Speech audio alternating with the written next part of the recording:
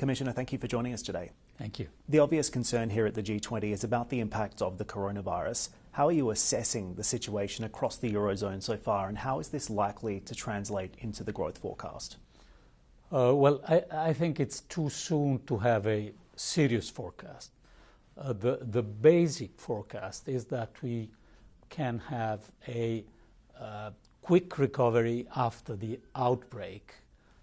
So we will have consequences due to the fact that the Chinese economy has increased its role since the SARS outbreak 17 years ago.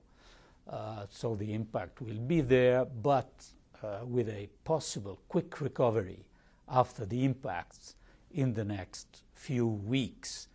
But this is depending on the evolution of this outbreak. And so I think the important assessment that was made here in the G20 is to update continuously information on the situation and be ready to react if the downside risk will materialize and prove really serious. This is not yet the case, but we should be, I think, very cautious and coordinated to react quickly if we have a long-lasting situation. So I think the question that the international investment community is asking now is, what does that reaction look like, particularly in the fragile economies of Europe, which have less room to move on the fiscal side and now less room to move on the monetary side as well? Is that a concern?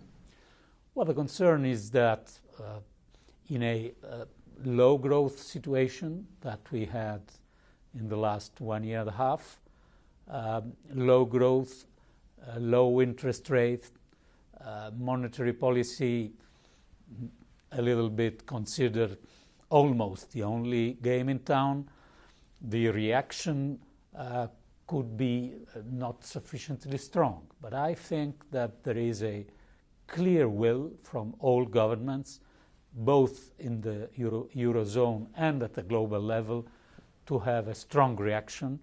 We have fiscal space, we have coordination, and we have determination to react quickly if, and in the case of a long-lasting outbreak. Because the point is, how long will this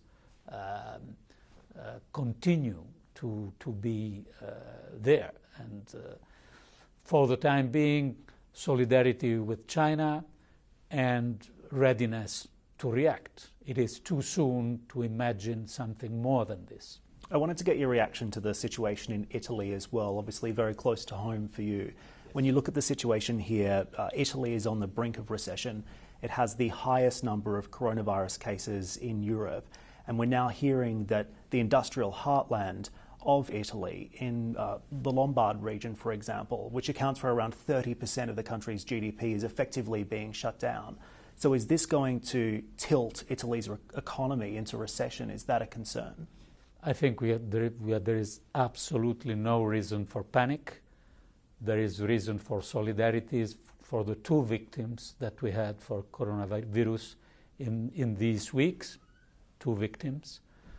And then there is reason to have confidence in institutions and Italian authorities. They know the situation, they are taking the good measures, so the European Union is perfectly confident on what the Italians are doing. But I repeat, there is no reason for panic, and the situation is very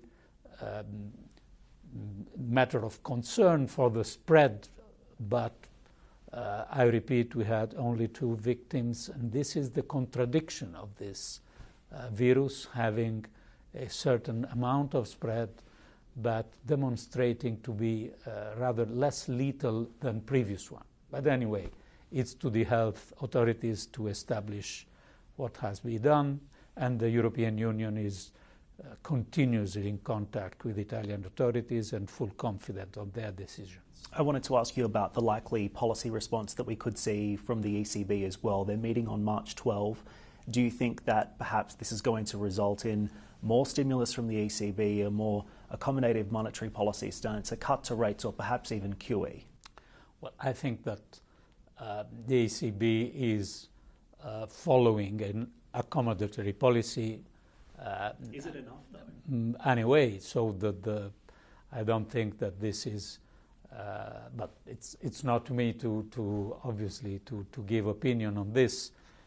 When the ECB will meet in middle March, they will assess the new situation and understand that for sure they have already an accommodatory monetary policy, and they are in any case continuing this for the next months. Do you think near-term economic projections are going to be revised down at that March 12 meeting? Some sort of reduction, especially for the first and second quarter, is absolutely possible. We saw the IMF forecasting for the moment, a very small reduction in their forecast, but the amount of the reduction is connected to the duration of the outbreak. So if the recovery will be very quick in China, I think that in the first quarter and already in the second quarter, we could recover what we are losing in the first quarter. If the situation in China will prolong its effects for more weeks, then we will have to update our forecast more seriously. And this also plays to something that you've spoken about in the past as well, and it's the reality that the ECB alone cannot save the Eurozone from this stagnant growth that we see persistently. Do you think the governments have to step up to do more on the fiscal side to drive growth across the region this year, particularly when you look at these concerns externally? Well, I think that this is already something that we should do because of the low growth that we have, especially in the Eurozone, low growth, low inflation, low interest rates. So this, in any case, needs to have a policy mix from the fiscal point of view more oriented to growth, even if these new risks will not materialize or will materialize in a very little amount. If we will have bigger risk, this will be even more crucial.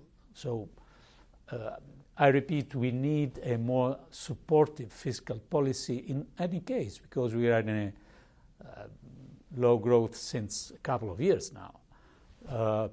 But the amount of this fiscal policy pro-growth oriented will be determined also by how this